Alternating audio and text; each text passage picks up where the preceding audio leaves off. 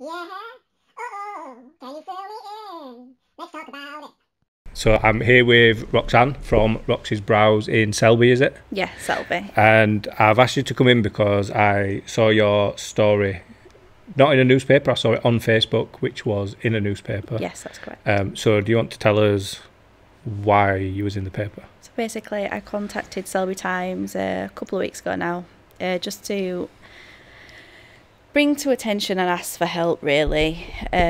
So the pandemic has caused quite a little bit of trouble across everywhere. I'm not the only one, but yeah, my business got really affected with closing for 5 months.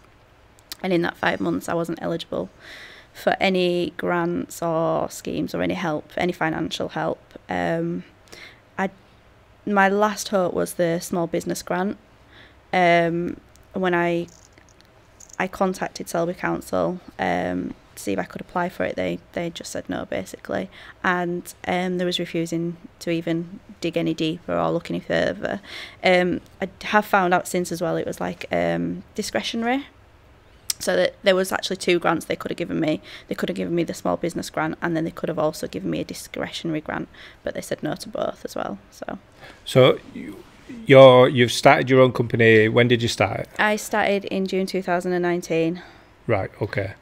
So I was still in my first year of my first business. I did it. Please edit that out. No, that's definitely stated. So you've been trading for roughly a year. Yes, I've been just under a year. Yeah, I've been self-employed for nearly 4 years. Yeah. Because I worked in the fitness industry alongside Brows, actually. But obviously that also stopped as well when Corona hit. Yeah. When gyms closed, and as it happens, I've not gone back since. So with the gym thing, were you running private classes inside someone else's building, so yes, at a gym? Yes. Okay. Yeah. So the effect of Corona was you couldn't run classes anymore, so you've lost that income? Yes, I've lost that income. And because of the guidelines and because of what gym sizes and social distancing is needed, classes aren't getting run in the gyms that I worked at, so I haven't gone back. Right, okay. And with the other business, that's closed down, and that was one of the last sort of trades that they allowed to open again.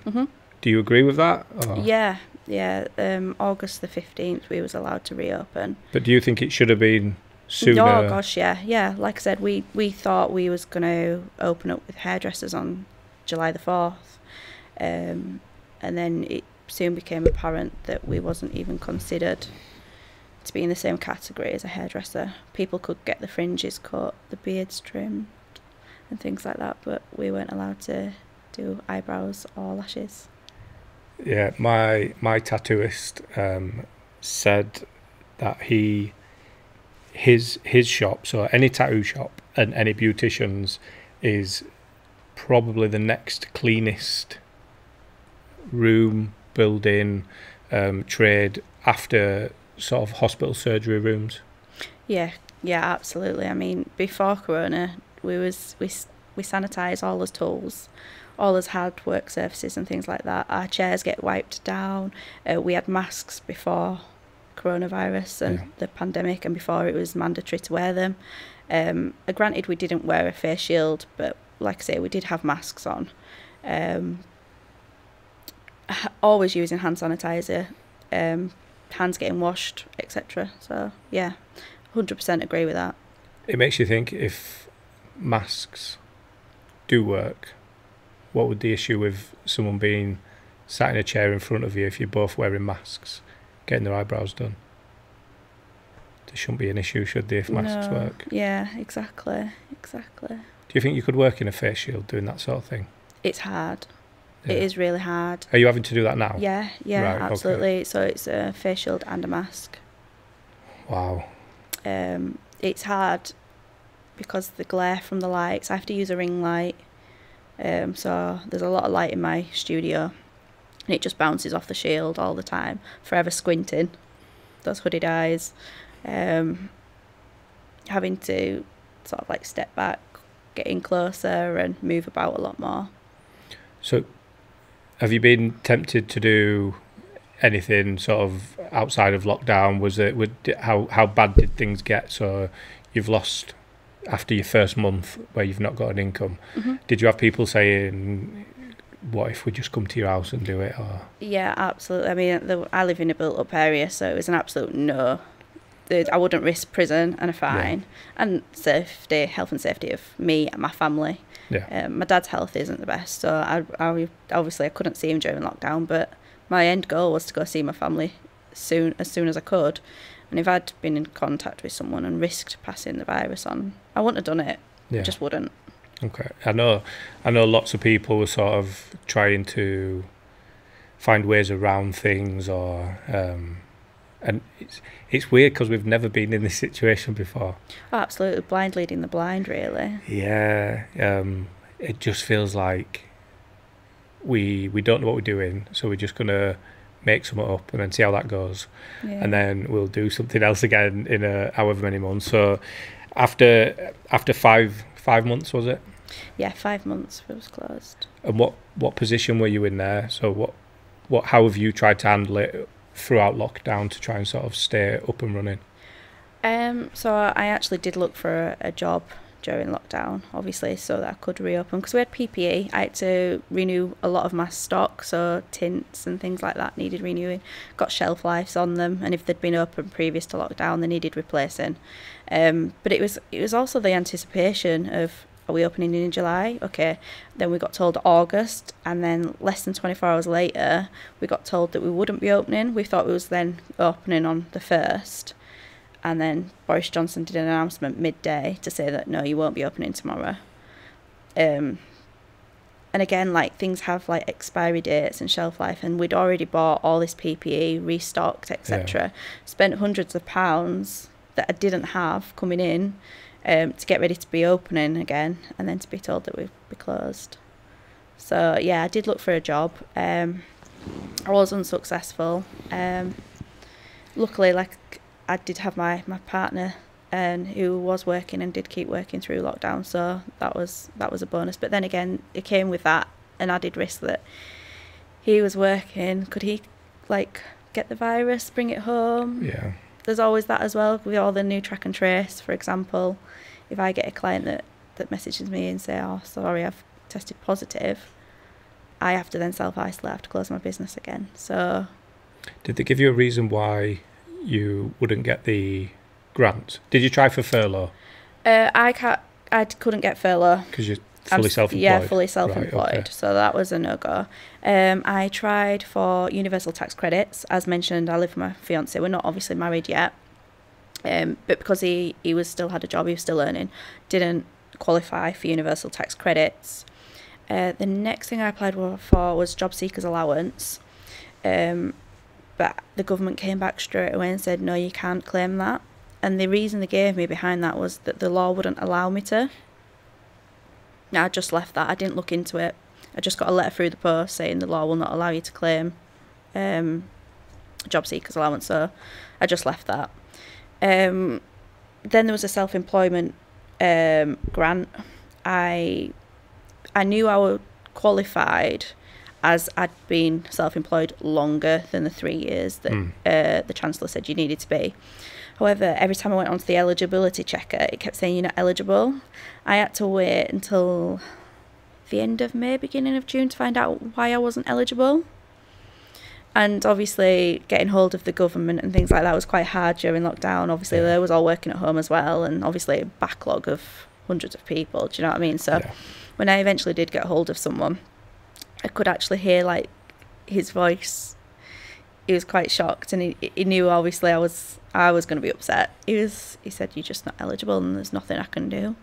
So no reason why or anything? The reason behind it was because I had a part-time job in the first year of being self-employed to help build up my business, to keep the funds. 2 years previous to lockdown? 2 years previous to lockdown, and the government clearly could see from my taxes and everything else that I had left that job 2 years ago. And the income as well that I was earning at the time, I could have understood if I'd earned hundreds of thousands of pounds, but they could literally see what I'd earned. And there was just nothing they could do. And I did feel for the guy that was breaking the bad news to me. He was just a human at the other end of the phone at the end of the day. He didn't make the rules. But I was left speechless to the point where I choked up that much I couldn't answer him. He was like, "Are you okay?" And I was like, "Mm-hmm." And I was just like, right, okay, so this is it. That was, I thought that was the final thing, right? I'm not eligible. Do you think the for that. government was making these things so that they could refuse people for whatever reason? Because obviously there was an influx of hundreds of thousands, if not millions of people saying, "Can I have this?" And they obviously can't say yes to everyone. So do you think they were looking for any? Yes. Yeah, I do. I think each case should have been investigated differently, but obviously they don't have the staff or the resources to do that. I do get that. But I do think things should have been looked at and maybe whittled down and boxes ticked here or there or wherever. But honestly, the people that have slipped through the cracks is unimaginable. Like, I'm sure if you talk to someone else, they'll know someone that slipped through the cracks. Yeah. There's so many of us. So yeah, I do think cases should have been investigated on a different sort of level, not just black and white, yes or no. Yeah. Yeah. And then, so Selby Council. So did they give any reasons as to why? Have you had a conversation with them? Has the news, the story in the newspaper created anything? Or basically, you needed to be on a valuation office list. Basically to declare your business premises from the 11th of March 2020. Now, I don't know why the 11th of March, because that was at least a week before lockdown, so I don't understand where the 11th of March has come from. But I am a member of different forums and things on Facebook and talking to similar people in my situation. And there's been people trying to get their premises valuated for small tax rates relief since January. Now, lots of emails and things like that have accidentally disappeared. And my email was one of them. Granted, I didn't try in January, I did try in March, but I got an email from the valuation office in July to say, sorry, your email's been deleted.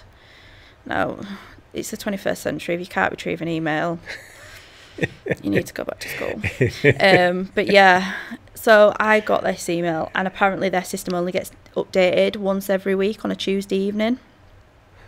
This is the government. Yeah. So yeah, my email disappeared. It got delayed by 2 weeks at this point now. Got on the valuation office list, received my small business rates relief, so I didn't have to pay my tax bill. Contacted my local authority, in this case Selby Council, and they came back and said no, you needed to be on that list before the 11th of March. So to me, it doesn't quite make sense why they did it and they backdated it, etc. Like, I understand, like, I needed to be on that list anyway because I have got business premises, but it all just seems very strange. And like I say, I have spoken to people that have been in similar situations to me, and some people, I'm really happy for them. Dead lucky, they did get theirs backdated, and their council have granted them the grant. They have awarded the grant, so I'm happy for that. Is this people outside of Selby? Yeah, so I know someone from the Norwich Council. They got theirs backdated. I mean, quite a few conversations with private messages and things like that on Facebook with people that have fought and won. And with I'm chatting to another girl at the moment. Can't remember what council she's with, but she's having the same problem as me. Right. But she's actually one of these ladies that have been trying to get on the valuation office list from January. Right, okay. Have you spoken to anyone else who's had dealings with Selby Council? Not with Selby Council, no. Okay. No. So what happens for you personally if we do have another lockdown, whether it's 2 weeks or a few months? Do you think you can survive? Realistically, no. Okay. No, it's hard to say, because like if they did implement more obstacles that we'd have to overcome, more wasted stock. Yeah. Or replacing stock that's not even been used. Yeah, they'd be difficult. It would be difficult. Yeah, and then you've got to get the confidence of the people. Well, this is it as well with lockdown and things like that, I mean, it's okay convincing people that we are a safe industry to be in and you are safe when you come to us. However, especially with like brows and lashes, it's a luxury. It's a luxury that people don't necessarily need. People aren't going on nights out, so they're not getting the brows and the lashes done. They're not going on holiday.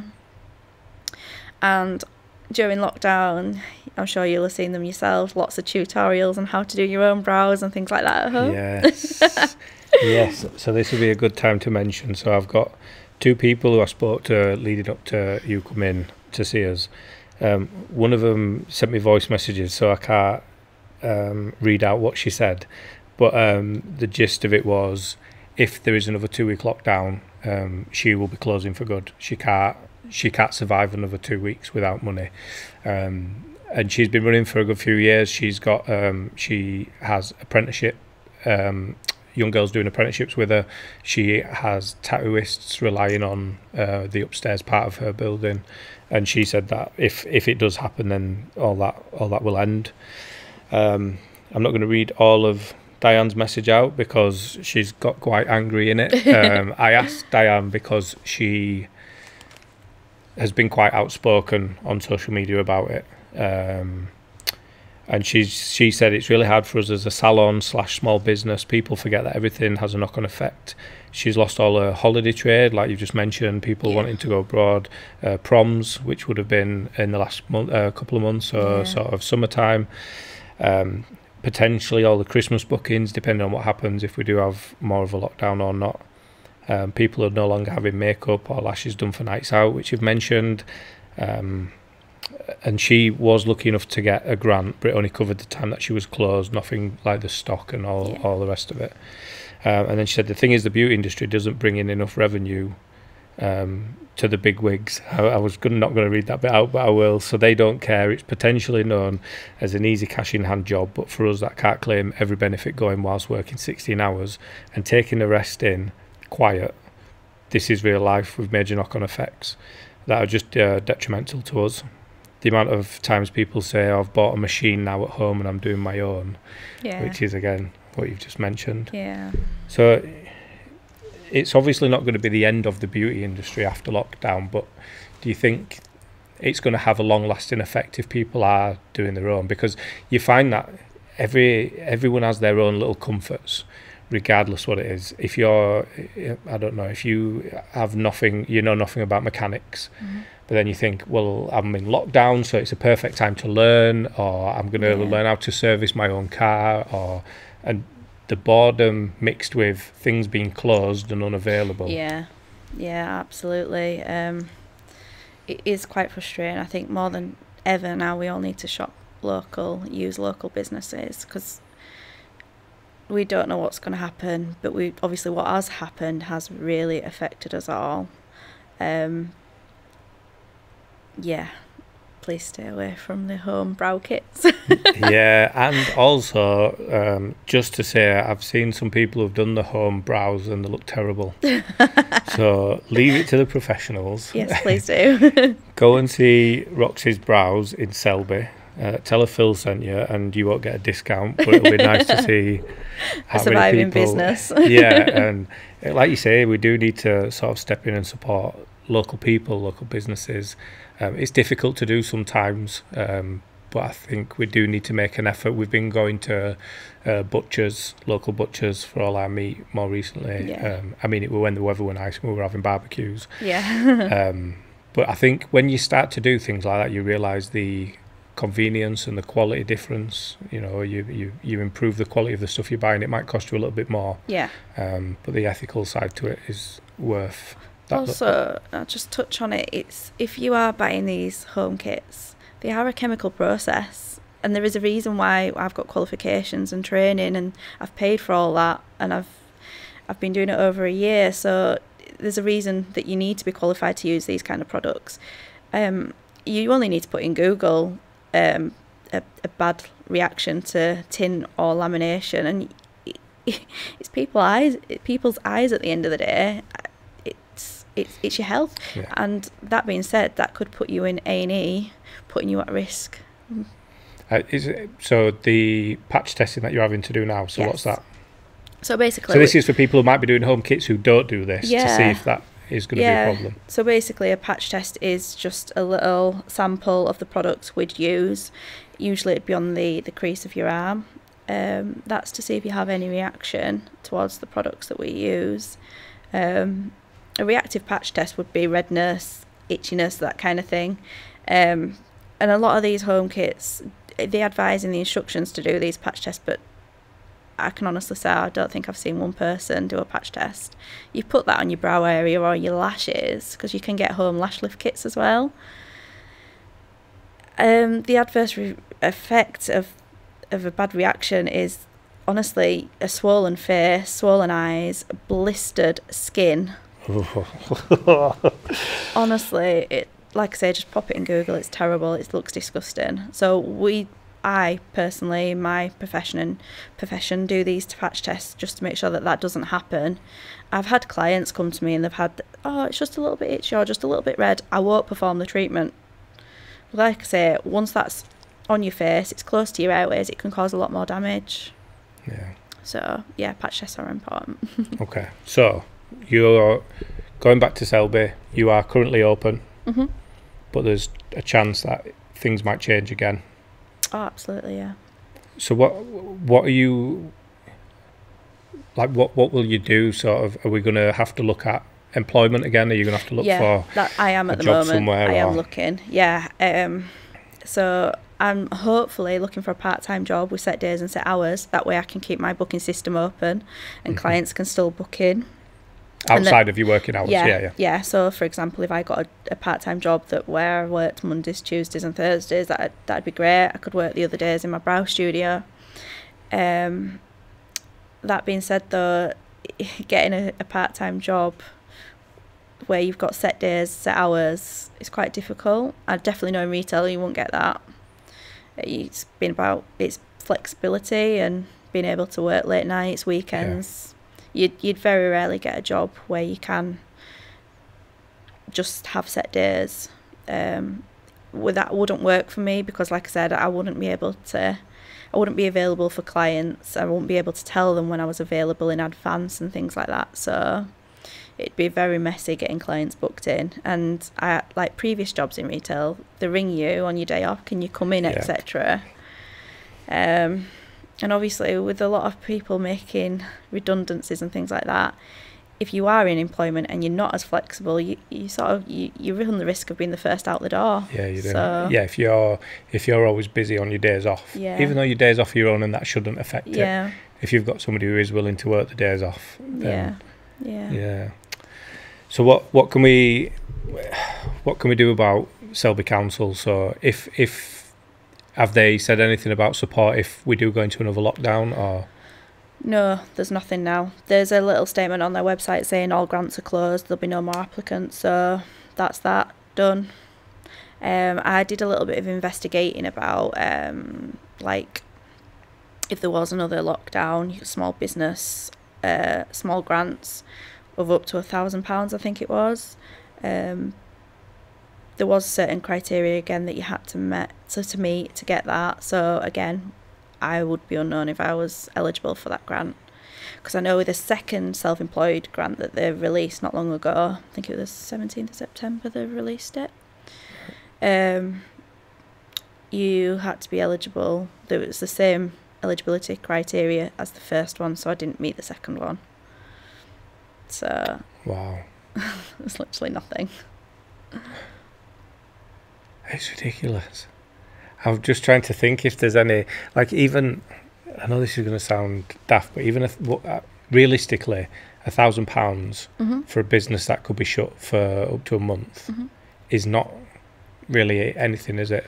That might cover the stock that you have to throw out and replace. Yeah.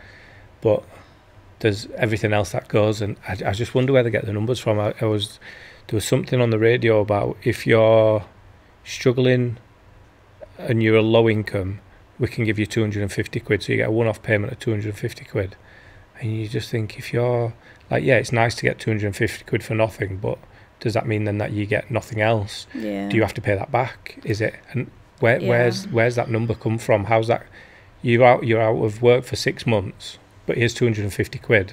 Yeah. And it just feels like it's that, like the booby prize, like, yeah, we know what we're doing is really shit and we're sorry that your business is going under, Yeah. but at least we can offer this. Yeah. You know. Yeah, honestly, I can't even describe the feeling of, it's almost like touching on what your friends messaged you. It's the beauty industry, you almost feel like you're worthless. I actually did get a bit of, do they call it trolling these days? I'd say hate mail. Wait, did it come ink on paper?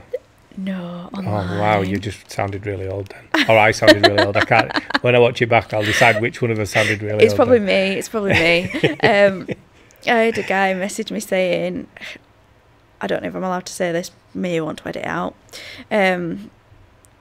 You wax eyebrows, love. That got my goat. The government are giving these grants to help people with essential services. So basically people that are worth more than you just wax eyebrows, and went on to say that shaping some slag's eyebrows isn't essential. And that was his words. Wow. So what did he message you on? It's actually, it was in a Facebook page. It wasn't a private message. People actually saw this. It was on a group, so other people could see this. Wow. So my reply was, I don't understand why me earning a living, despite what I do, have any less rights than somebody else. And I've had, it's quite hard for me to even say this, but I had a 17-year-old girl come to me a couple of weeks ago who'd had cancer. And the treatment had obviously affected her hair, and she had hair loss, etc. And she'd got her eyebrows had grown back, but not quite as how they used to be.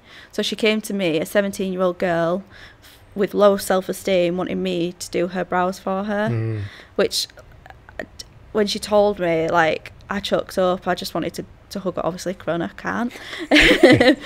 But yeah, and you know what? She's not the only client that comes to me with confidence issues, etc. It's your face at the end of the day. It's what people see. So yeah, it's not just about Instagram and looking good for those pictures. I do people's brows from, I think one of my oldest clients is about 75 and I do all the way right down to 16. So I'd love to know what he does for a job.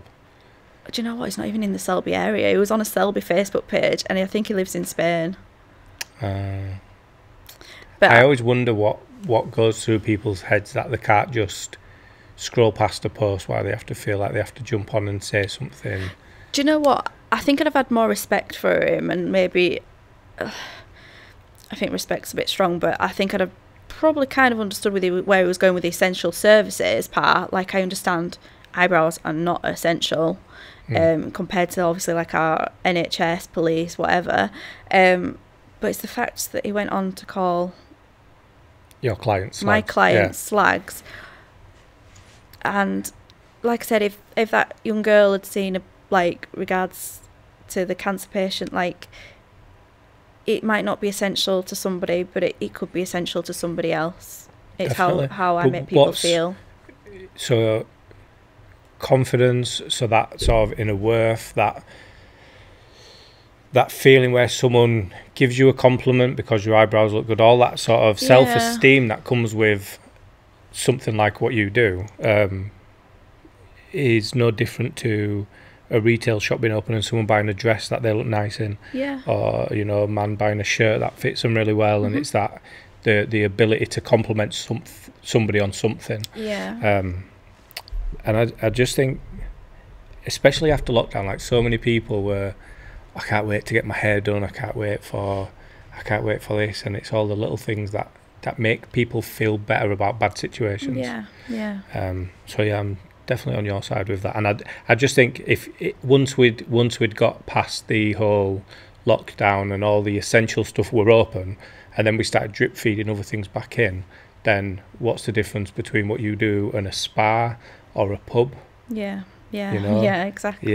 What is a pub an essential to be open? A restaurant that's serving food, they're all essential to somebody more than something else, but to somebody they'd much rather come and see you than go sit in a pub. Absolutely. and obviously be a little bit safer being there with you than there would be in a pub. Yeah. So I think that was the most frustrating for most, is that you're saying that we can't do our thing, but we can congregate in a pub or a park or whatever it is, and all the rules just seem to relax in the wrong way around for me. Yeah, we definitely opened up a few things earlier, in my opinion, than what we should have done. So for me, it's easy for me to, I don't drink, I don't go to pubs. I do go out socialising and I do go to restaurants, but I don't drink and I don't go to pubs. So when those places were opening way before I could, it was frustrating. And you only had to turn the news on to see that people weren't sticking to the guidelines, weren't social distancing.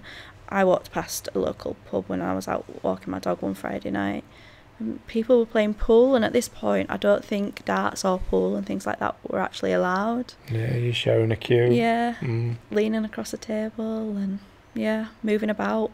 Yeah. For me, food was the thing I missed the most. We was only talking about earlier, like, anytime I'm having a meeting or I'm going out for food, I'm sitting in either a pub or a restaurant, and that's where my meetings are going to happen. If we've got something to talk about, we're going to do it over food. So when lockdown started to get relaxed and pubs were starting to open, it was still very much, I'm not sure if this is where I want to be at the moment.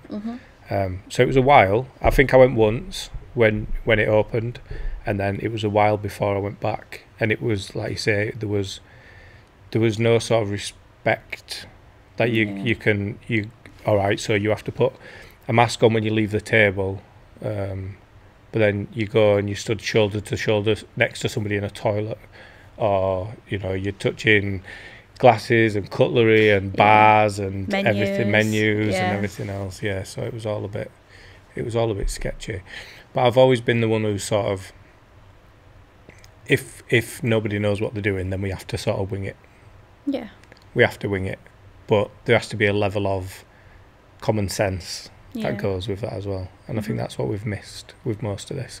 But I'm going to say it again out loud. I called this in June. As soon as they started talking about relaxing the lockdown, I said we're going to have another one and it's going to ruin Christmas. And this was in June. I said it's going to get to sort of September time when kids are ready to go back, and we're going to relax it too soon, and then we're going to have another wave and we're going to be in lockdown, and then it's going to get to just before Christmas. And now it's been made worse because just before Eid, parts of West Yorkshire were put back into lockdown. High Muslim areas put back into lockdown the night before Eid. So now we're going to get to Christmas, and the conversation is going to be, do we relax it so that families can spend time together at Christmas, which is going against what they did for the Muslim community, so that's going to cause problems, or do we keep them in lockdown and see if people stick to the rules? So it's going to be an interesting month, I think, is December. I mean, I wasn't filled with hope with Boris Johnson's when he addressed the nation about 2 weeks ago, and he said, I hadn't seen it. Did it make sense this time? No, it never does. He said, I would feel more hopeful come spring about a vaccination. Wow.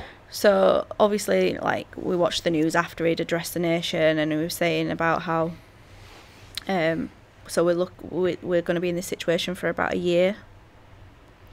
As in semi-lockdown? Right. And vaccinations and things like that. So, like I say, what does he actually mean by that? What does he feel hopeful for spring? Does he think it's vague, isn't it? Yeah. I think he said something about New Year. I seen a clip of something, it could potentially be till New Year or beyond. Like, well, what's beyond New Year? Like a day after? Like a week after? 6 months? Like, this time next year? Like, everything's beyond New Year. Like, well, are we going to be a bit more specific about it? But again, the last thing he wants to do is be that specific that he's wrong. So I've said what we need someone normal. Like, bring someone from a council estate, someone like me, someone like you, anybody, just to go to and say, what are you trying to say, Boris? Right, okay. And then you stand in front of the camera and go, basically, what's happening is this and this and this, and just say it so that people understand what's going on. We've been talking about a lot how we should have normal people in politics and how much better and different that would be. I was told today that the two boys, don't have a posh accent.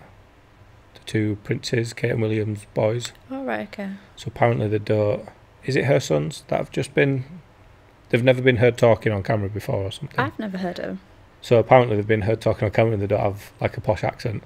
I was like, that's brilliant. But then that led on to a conversation about how long do we think the royal family is going to be about, because we've got Harry who's decided to go and it's the first time it's ever happened. So now if they grow up and they're not posh and they're not into that sort of life, will they be sort of, I'm not too keen on this whole royal family thing, I'm going to go? And is it going to be a trend where... because could you imagine being born into a family where you can never swear in public, you can never That's me dress out. a certain way, yeah? Yeah. I mean, you push it back against the rules when you're young anyway. Yeah. You sort of see how far you can push things, but then to be representing a whole nation at a child's age. Yeah, no.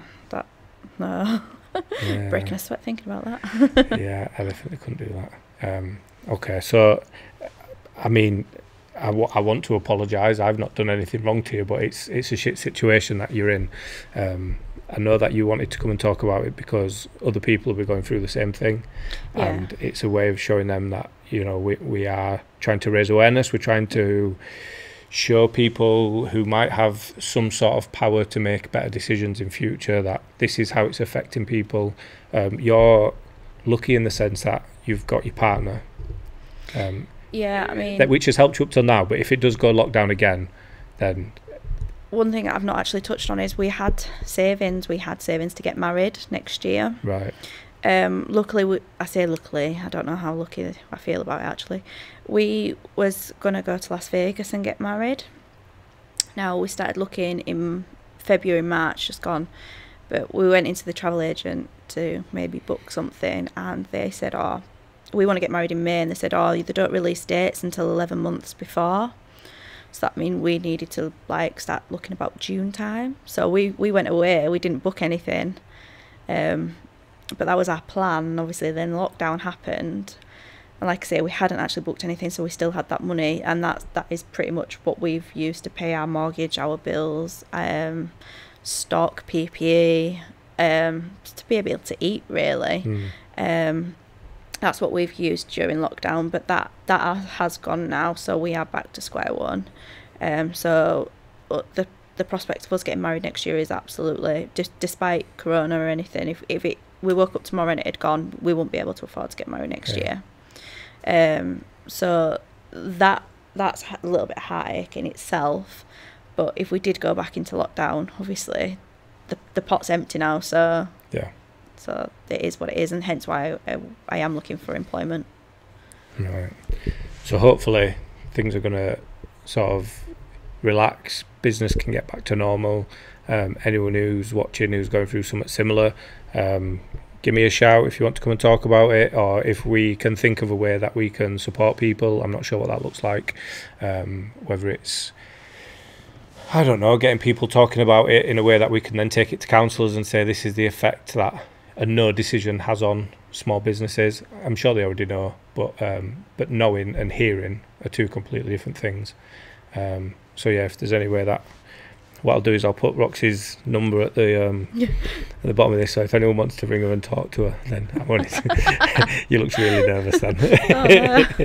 But no, I genuinely, I really appreciate you coming in. And like I said, I'm really sorry to hear everything that's been going through, but hopefully the people of Selby will come and support your business and come and, you know, it's Christmas. If any guys want to make their wives look stunning, men as well.